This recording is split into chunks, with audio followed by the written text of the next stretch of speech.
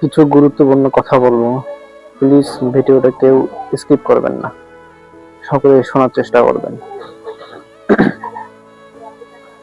এই যে ছোট্ট শিশু রামিসা, তার কি দোষ ছিল?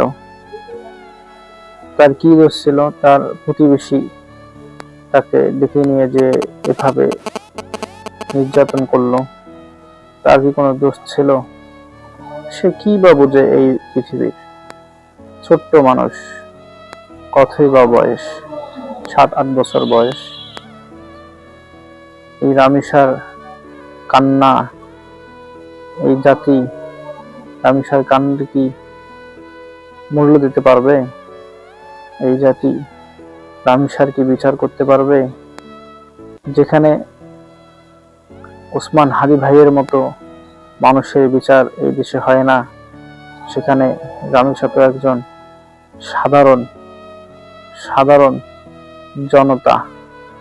তার বিচার এই দেশে চাওয়া মানে মূর্খতা, মানে আর কিছুই নয়।